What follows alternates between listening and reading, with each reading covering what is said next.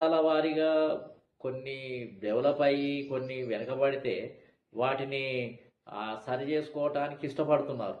కానీ బీసీలకు అన్యాయం జరిగితే, బీసీల జనాభా ప్రకారం ఎమ్మెల్యే టికెట్లు ఇయ్యకపోతే, బీసీలకు మంత్రి పదవులు ఇయ్యకపోతే, ముఖ్యమంత్రి పదవులు ఇయ్యకపోతే ఎవరు ఏ అగ్రకులం వోళ్ళు అడగటం లేదు. అంటే అగ్రకులాలకు అన్యాయం జరిగినప్పుడే ఇది అన్యాయం జరిగిందని అందరూ ఏకమైపోయి అగ్రకులాల పక్షాన నిలబడుతున్నారు.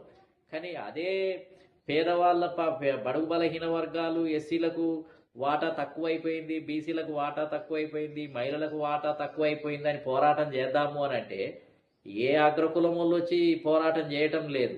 అంటే ప్రాంతాల వారీగా తేడా జరిగిందనేది తెలుసు, కులాల వారీగా తేడా జరిగిందనేది తెలుసు, బడ్జెట్లో తేడా జరిగింది, అన్ని ఈ రాష్ట్రానికే బడ్జెట్ అంత ఎక్కువ పోయింది, ఉద్యోగాలు ఎక్కువ పోయినాయి అనేది తెలుసు. కానీ ఒక బడుగు బలహీన వర్గాలకు అన్యాయం జరిగినప్పుడు దాన్ని మాత్రం ఏ అగ్రకులం వాళ్ళు ఎవరు ఏ పార్టీ వాడు కూడా ముందుకొచ్చి దాన్ని ప్రశ్నించడానికి, వాళ్ళకు జరిగిన అన్యాయాన్ని సవరించడానికి ఎవరు ప్రయత్నం చేయటం లేదు.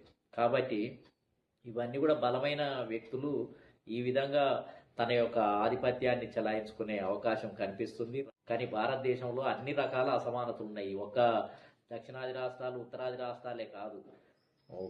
ఎమ్మెల్యే టికెట్లు ఇచ్చే దగ్గర కులాన్ని బట్టి తేడాలు ఉన్నాయి, మతానికి ఇచ్చే దగ్గర తేడాలు ఉన్నాయి, బడ్జెట్ ఇచ్చే దగ్గర తేడాలు ఉన్నాయి, అదేవిధంగా ఉద్యోగాలు ఇచ్చే దగ్గర తేడాలు ఉన్నాయి, నామినేటెడ్ పదవులు ఇచ్చే దగ్గర తేడా